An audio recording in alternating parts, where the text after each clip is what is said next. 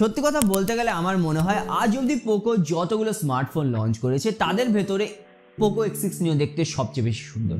Even এখানে যে yellow plus অরেঞ্জের একটা ভ্যারিয়েন্ট দেওয়া হয়েছে সেটা আমার মনে হয় অ্যাকচুয়ালি বর্তমানে 20,000 টাকার ভেতরে সবচেয়ে দেখতে বেশি সুন্দর ফোন এটাকে বানিয়ে দেয়। একটা খুবই এলিগেন্ট ডিজাইন এখানে দেওয়া হয়েছে এবং আলো পড়ার পরে যে হালকা রিফ্লেকশন আসে সেটা দেখতে পাই সত্যি খুবই সুন্দর লাগছে।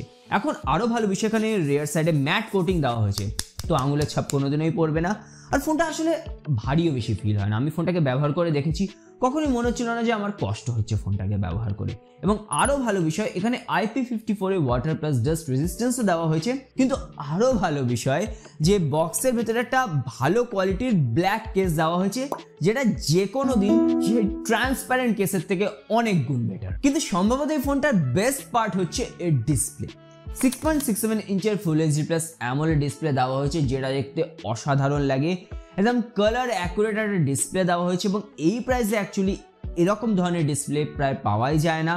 তো যদি মুভিজ ভিডিওস দেখো ভাই, এটা আলাদা এখানে তোমরা মজা পাবে। এবং অবশ্যই তোমরা নোটিস করতে পারবে যে বেজেল আর চিন দেওয়া হয়েছে সেটা কতটা ন্যারো আর স্লিম, যেটা তোমাদের ডিসপ্লে এক্সপিরিয়েন্সকে একদম ফুল ভিউ বানিয়ে দেবে। এখন ব্রাইটনেস নিয়ে যদি কথা বলা যায় তাহলে যে কোনো লাইটিং কন্ডিশনে ফোনের ডিসপ্লে এখানে যথেষ্ট ব্রাইট হয়ে যাচ্ছিল। এই প্রাইসে আমি বেস্ট বলতে পারি।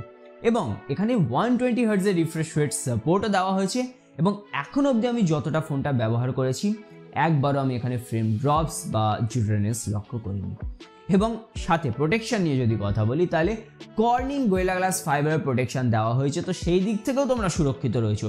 তো বলতেই হবে ভাই যে পোকো ডিসপ্লের জায়গায় এখানে কোনো রকম কস্ট কাটিংই করেনি। এই রেঞ্জের বেস্ট ডিসপ্লে, একদম 10 আউট অফ 10। এর side mounted fingerprint scanner by the way খুবই ফাস্ট কাজ করে আর একবার ওটা মিস করছিল না। এখন আমি আমার বাড়িতে জিও 5G সিমটাকে এখানে দিয়ে টেস্ট করে দেখেছিলাম, সুপার ফাস্ট স্পিড আসছিল। কলিং নিয়ে ভাই কোনো রকম চিন্তা নেই, একদম perfect crystal clear calling quality তোমরা পাবে। Xiaomi নিজস্ব ডায়ালার অ্যাপও দেওয়া হয়েছে। এবার যদি আমি স্পিকার নিয়ে কথা বলি তাহলে এটা এখানে সিঙ্গেল স্পিকার দেওয়া হয়েছে, যেটায় তোমরা একটা ভলিউম বুস্টের ফিচার পাবে। জোরে বাজে ক্ল্যারিটিও ঠিকঠাক আমি বলবো, কিন্তু আমার মনে হয় যে ডুয়েল স্পিকার অবশ্যই এখানে দেওয়া উচিত ছিল। এবার এই ফোনে দেওয়া হয়েছে Dimensity 6080 প্রসেসর আর আমার ইউনিটে রয়েছে 12GB র্যাম। পারফরমেন্স সত্যি কথা বলতে হবে খুবই সলিড দেওয়া হয়েছে। অ্যাপস খুবই তাড়াতাড়ি এখানে ওপেন হয়ে যাচ্ছিল আর মাল্টিটাস্কিংও এই ফোনটা ভালোভাবে হ্যান্ডেল করতে পারে। এই ফোনে অলমোস্ট 20-21 হাজার টাকা রেঞ্জের ফোনের যা পারফরমেন্স হয় সেই লেভেলের পারফরমেন্স তোমরা পেয়ে যাবে। ইভেন জেস্টার্সও এখানে ভালোভাবে ইমপ্লিমেন্ট করা হয়েছে, একবারও আমার ব্যবহারে এখন অবধি ফোনটা হ্যাং করেনি। আউট অফ দ্য বক্স এটা অ্যান্ড্রয়েড 13 এর ওপর রান হচ্ছে। আমার মনে হয় এটা লেটেস্ট 14 হওয়া উচিত ছিল। ফার্স্ট বুটের পরে অনেক এক্সট্রা অ্যাপস তোমরা দেখতে পেয়ে যাবে, যাদেরকে বাই দ্য ওয়ে আনইনস্টল করা যেতে পারে। ওভারঅল ইউআই এক্সপিরিয়েন্স আমার এখানে খুবই ভালো ছিল, সেরকম কোনো রকম বাগস বা ইস্যু আমি এখানে নোটিস করিনি। আর মিউআই সাধারণত যে ফিচার্সগুলো হয় তার সব কটাই তোমরা এখানে এনজয় করতে পারবে। গেমিংয়ের জন্য আমি বলবো এটা ডিসেন্ট টাইপের, প্লেয়েবল। হাই স্টেপ পেসে তো তোমরা খেলতে পারবে না অফকোর্স, কিন্তু কখনো কখনো আমার এটাও মনে হয়েছে যে হালকা ফ্রেম ড্রপস হচ্ছিল। কিন্তু আবারও যে প্রাইস এটাকে লঞ্চ করা হয়েছে আমি কখনোই বেশি কমপ্লেন্টস করতে পারবো না, দামের অনুপাতে গেমিং ঠিক রয়েছে। এবার ধরতে গেলে এই ফোনের রিয়ার সাইডে একটাই মেইন ক্যামেরা দেওয়া হয়েছে 108 মেগাপিক্সেলের, আর ক্যামেরা কোয়ালিটি আমি ভালো বলবো। তোমরা দেখতে পারবে যে ডাইনামিক রেঞ্জ এখানে খুবই ভালোভাবে এসে যাচ্ছে, প্রতিটা পার্ট এখানে ওয়েল এক্সপোজড আর কালার্সও দেখতে খুবই ন্যাচারাল লাগছে। জুম করার পরেও শার্প ডিটেলস দেখতে পেয়ে যাবে। ক্লোজ অবজেক্ট শটস আমার মনে হয়েছে যে কালার একটুখানি বুস্টেড আসছে, কিন্তু আবারও আমার মনে হয় যে অনেক মানুষ আজকাল এটাই বেশি পছন্দ করে।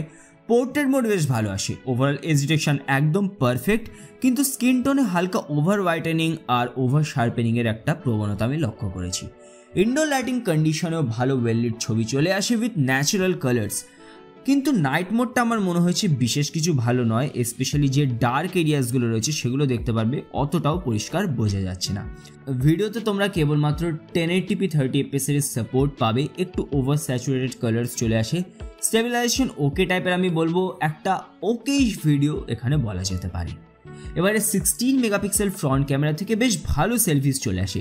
স্কিন টোনে হালকা একটু ওয়ার্মিশ টোন রয়েছে, কিন্তু ওভারঅল ন্যাচারাল লুকিং সেলফিসই আমি এগুলোকে বলতে পারি। ডিটেলস লেভেল প্রাইসের অনুপাতে যথেষ্ট ভালো, আর পোর্ট্রেট মোডের যে এজ ডিটেকশন রয়েছে বা ব্যাকগ্রাউন্ড ব্লার রয়েছে সেগুলি খুবই পারফেক্ট আমার লেগেছে। আর এটা হলো এর ফ্রন্ট ক্যামেরা ভিডিও কোয়ালিটি, যেটা 1080p 30fps এ রেকর্ড হচ্ছে। কোয়ালিটি আমি ঠিকঠাক বলবো, বিশেষ কিছু ভালো নয়। ভিডিওটা অনেক বেশি ক্রপটিন মনে হতে পারে, তার কারণ এটাকে স্টেবল করার চেষ্টা করছে, তো স্টেবিলাইজেশন কেমন সেটা কমেন্ট করে জানাতে পারো। আর ঠিকঠাক স্কিন টোন, ওকেইশ ভিডিও বলা যেতে পারে। এখন এই ফোনটাকে তোমরা নির্দ্বিধায় একদিন ব্যবহার করতে পারবে। 5000 মিলি অ্যাম্প আওয়ারের যে ব্যাটারি দেওয়া হয়েছে সেটা খুবই ভালোভাবে অপটিমাইজ করা হয়েছে, তো একদিন বেরিয়ে যাবে। আর 33 ওয়াটের ফাস্ট চার্জারও বক্সের ভেতরেই তোমরা বাই দ্য ওয়ে পেয়ে যাবে, যেটাই ফোনটাকে পুরোপুরি চার্জ করতে মোটামুটি 70 মিনিট নিয়ে নেবে। এখন হিটিং নিয়ে যদি কথা বলি তাহলে এই সেগমেন্টে আমি খুবই সারপ্রাইজ ছিলাম।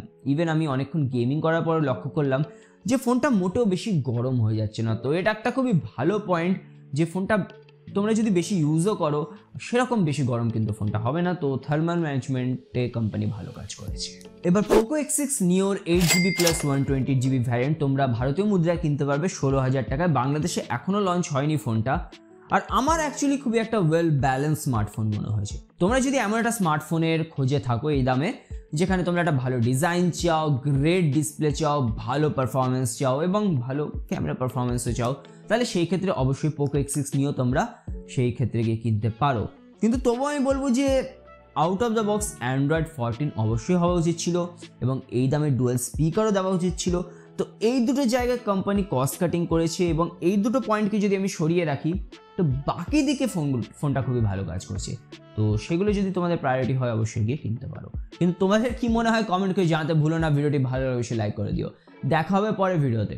সবাই ভালো থেকো।